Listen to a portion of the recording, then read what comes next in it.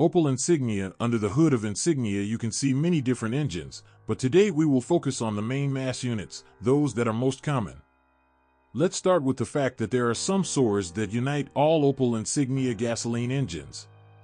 For example, this is a problem with fuel pipes. By the way, in this particular car, one pipe has already been repaired. Moreover, it was repaired since a new tube is outrageously expensive. In addition to everything, there are also often torn crankcase ventilation membranes, oxygen sensors that have driven off, cracked coolant tanks, which are best changed along with the cover. In theory, these are all trifles that can be eliminated relatively inexpensively.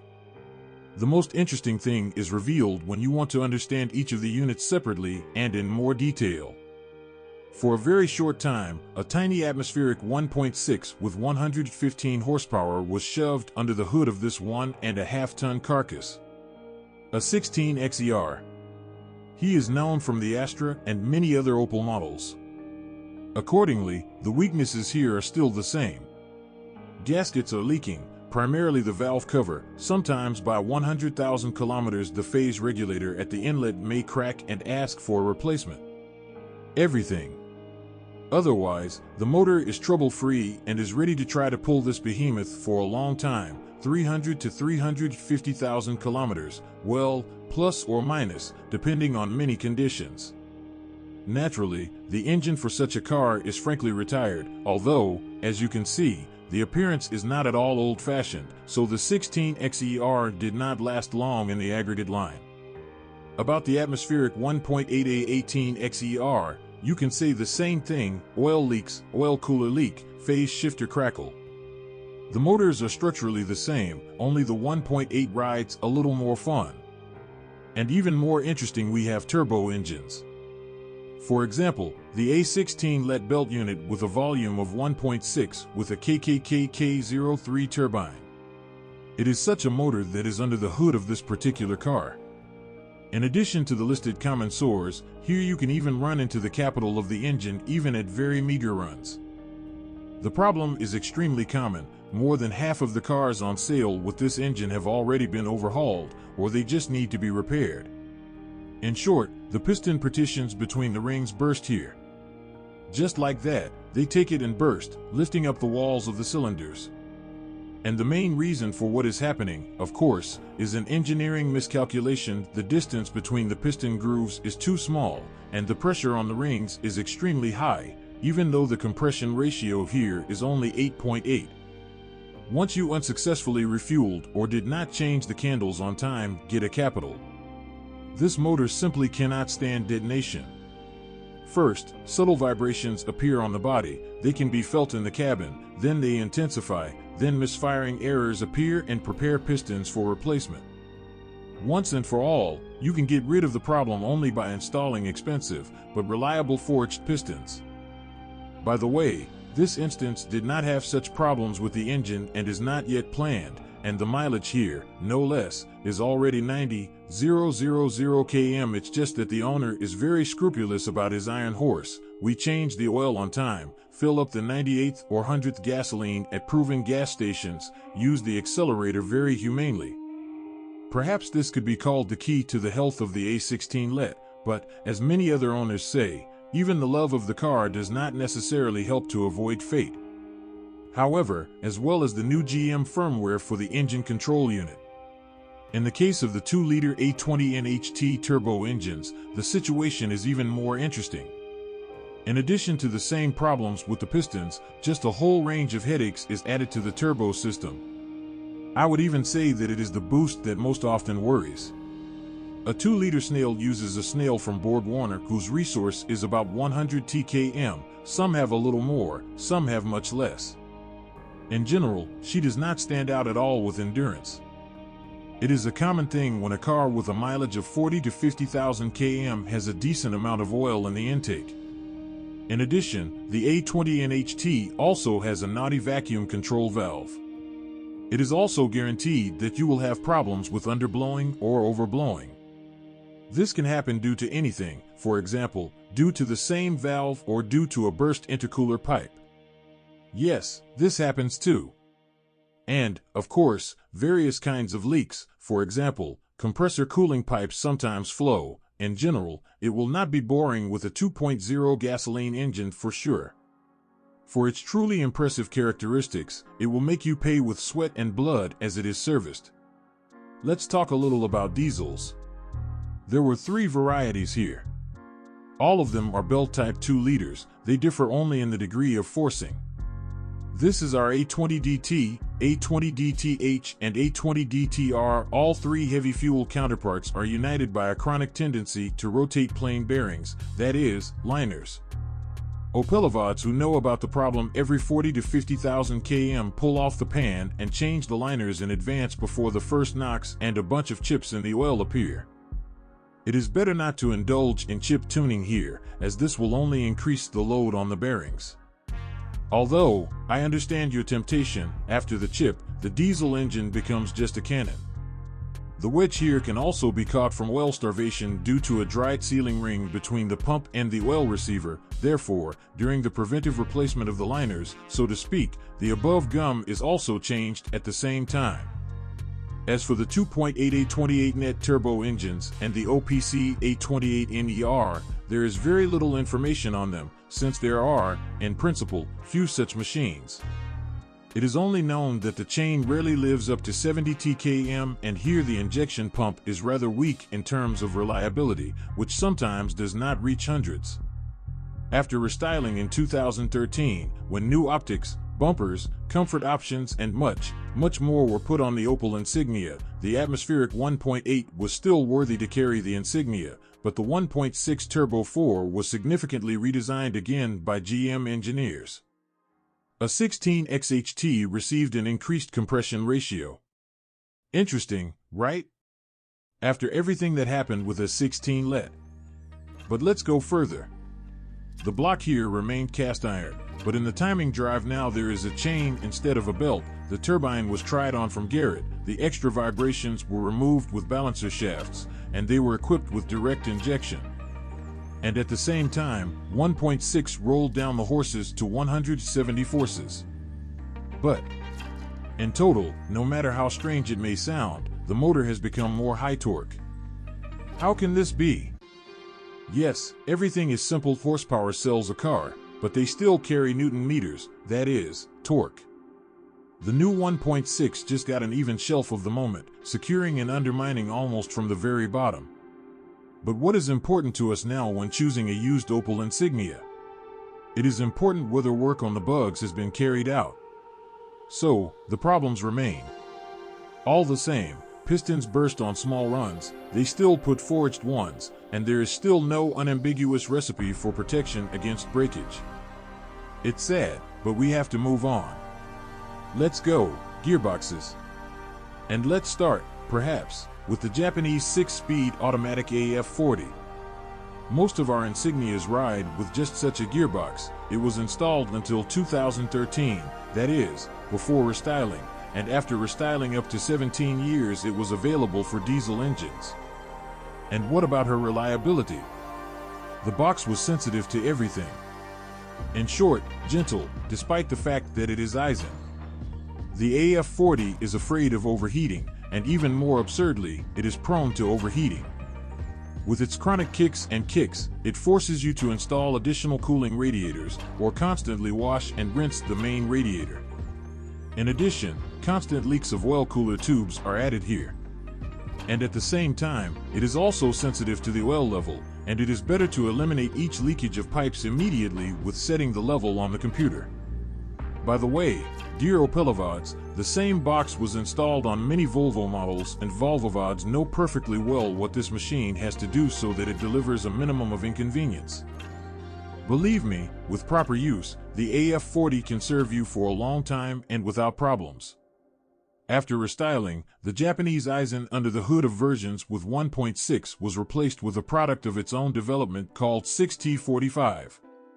We won't talk much about it, since the box is known from the Astra J and the Chevrolet Cruze. Known for its weak Chinese iron, including broken clutch baskets. It is also known for the sensitivity of the valve body to the purity of the oil, so it is better to change the lubricant every 40 TKM, no later. The most reliable machine in the Opel Insignia line works with 2-liter gasoline engines and post-restyling versions. This transmission is marked 6T70. It was also developed jointly with Ford, but much earlier. It was on its basis that GM Sheep tried to create 6T30-40-45. The paradox is that the 6T70 is much more enduring than all of them taken. For you to understand, the same box was installed by the Ford Explorer with its V-shaped 3.5. That's all you need to know about her. If the Explorer had no problems with its mass and torque, then the D-Class sedan and even more so. This test car is generally simple with reliable mechanics, and here the owners practically have no problems. The only thing that can be annoying is that sooner or later you will have to change the clutch basket, and if your mechanic does not like the state of the flywheel, then you will have to pay a lot for it, since it is not an ancient ordinary one, but a 2-mass. By the way, on our test car, by 90,000 kilometers, the clutch release bearing rustled. Not critical yet, but you can already prepare for replacement. On the test car, we have front-wheel drive. There is nothing to tell about it. There are no weak points here. However, as you know, there are Opel Insignia with all-wheel drive, and there were 2 versions of delivering torque to the rear wheels. One is conventional with a Haldex clutch, the other is with the same Haldex clutch, but in addition with an optional rear differential lock. If you change the oil in the clutch and differential in time and don't force much on the circuit, then you won't have problems with all-wheel drive. All that remains is to monitor the drive oil seals, since they tend to blow snot.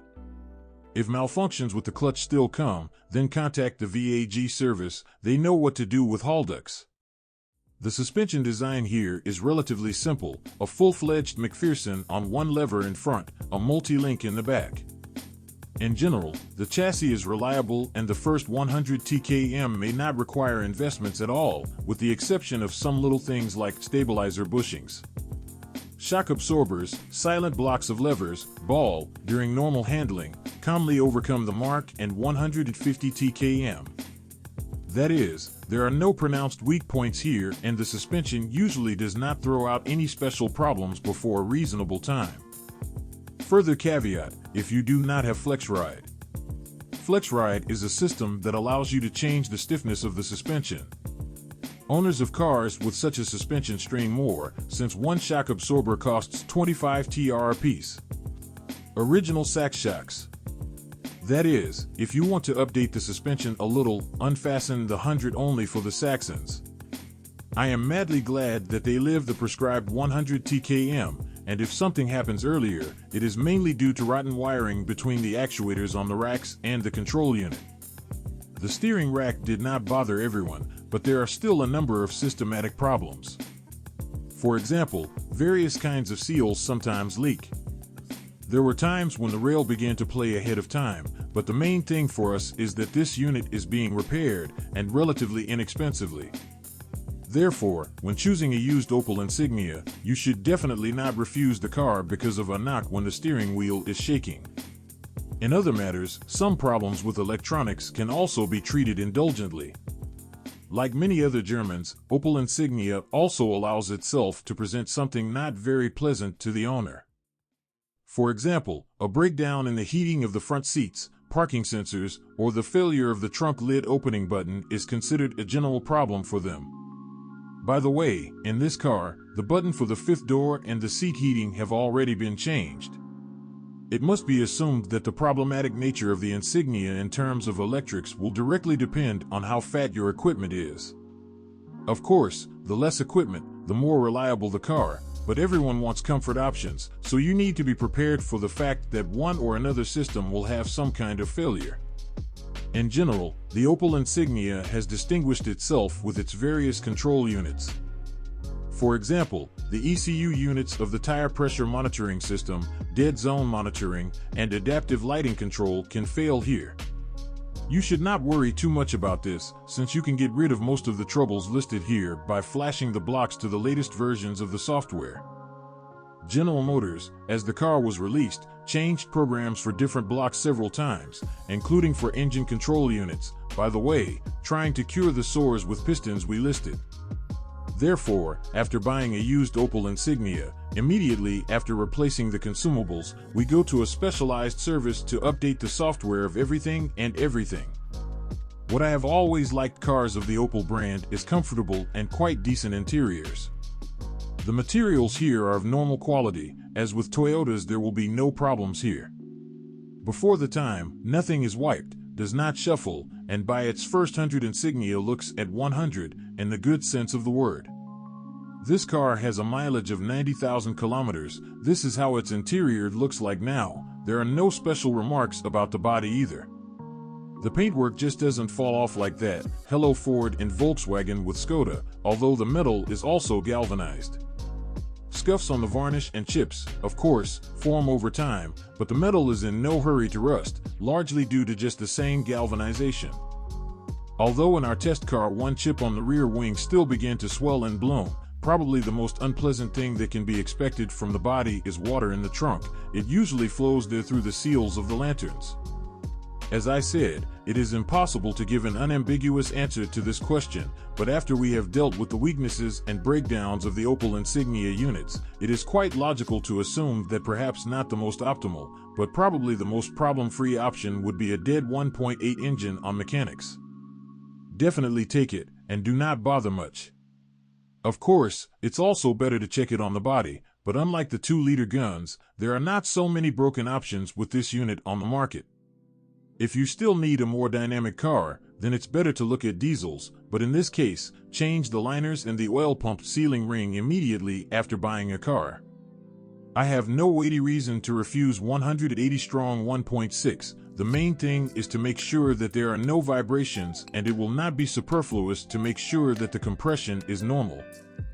Ideally, drive the car for a LIC test. What is definitely better to avoid is the 170 horsepower A16 XHT with a 6T automatic. And be very careful with 2-liter petrol turbos.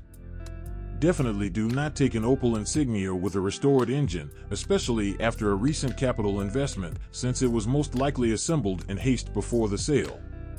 And mileage in this case ceases to play a significant role.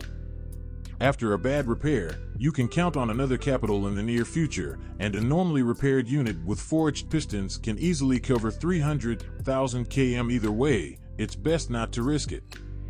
By the way, the mileage is registered here in the body control unit, but you need to take into account that the mileage duplicate in the block is active. That is, when the data on the tidy changes, the block will rewrite everything back. This does not mean at all that it is impossible to twist the mileage here. It's just that it's not cheap, and after this procedure it's already useless to look at the mileage on the computer. You will have to evaluate indirect data and study the service history, if any. One way or another, when buying a used Opel Insignia, you will have to look both ways. It is also important to remember that a lot of recall campaigns have been initiated for the soul of Insignia.